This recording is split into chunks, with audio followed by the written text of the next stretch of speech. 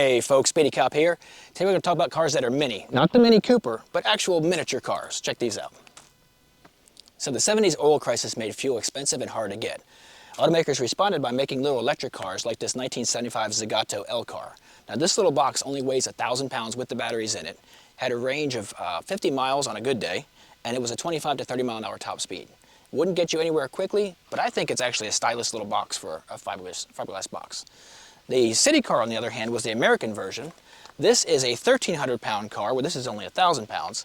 And the CitiCar would do 38 miles an hour, which was a much faster top speed, but the range was only 40 miles. It would seat two in comfort, and they're known as cheeses because of the iconic shape of this thing. It looks like a wedge of cheese. Really cool little plastic body on this, where the Elcar is actually a fiberglass body. But these are much more iconic because there was over 4,000 of them made. So the little Zagato Elcar, like I said, it's a cool little box on wheels. It's got the original DC 48 volt motor here, made by General Electric. It's normally mounted underneath the rear of this thing, but they take them out when they push these things around because it doesn't want to spin with the motor in. And this motor is still free, so I'm sure it'll still work. I may upgrade actually and go with a bigger wattage motor. It's got the original forward reverse controller here. You little washer butt pump right here. We got a very simple speedometer, odometer there. I don't even see a voltmeter in here. I'm assuming they had one. The plastic dashes in these things always break up. That's why you see a lot of them have a piece of stained wood replacing that, because these just fall apart. But this is one of the original survivors, so that's kind of cool. The seats in this thing are collapsing because the frames are rusted out. They were a really thin tube steel, and you know, being a box like this, it traps moisture and they've corroded away. And unfortunately, this Zagato has a lot of corrosion underneath as well. So we're going to be doing some recreating for the battery tray and whatnot, because there is some rust through there. The frame looks good on it though, which is nice. It uses Fiat underpinnings, so the Fiat 500 and I think Fiat 124 suspension parts. Kind of cool. But it's a little 1,000 pound street legal, basically a golf cart, but you could drive it to work. The electrics in these things were notoriously unreliable, not quite to the level of Lucas electrics from the UK, but the Italian stuff wasn't ideal.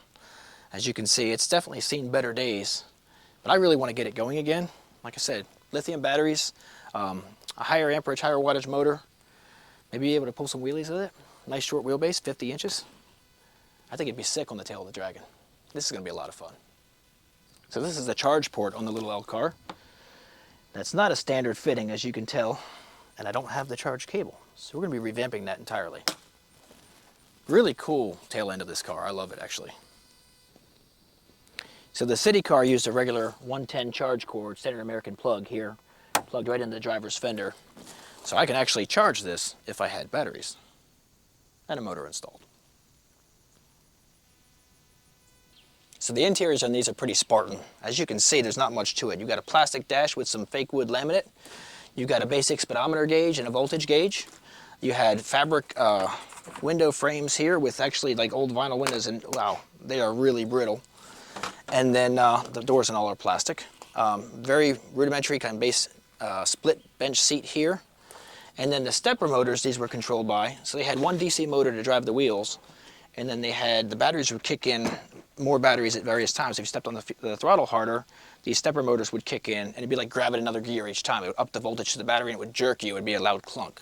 So not a smooth, sophisticated system at all, but it was functional. This is early 70s technology, so they weren't there yet.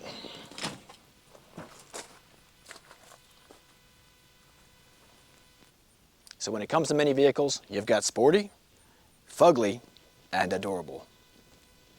Mrs. Speedy Cop thinks the little yellow CitiCar is a much better looking car than the Elcar. Tastes are very subjective, and to each their own. Either way, I wanted to introduce them both to you. I'm delighted to have them in my collection, and I can't wait to do build videos on them eventually. Thanks for watching, and please like and subscribe.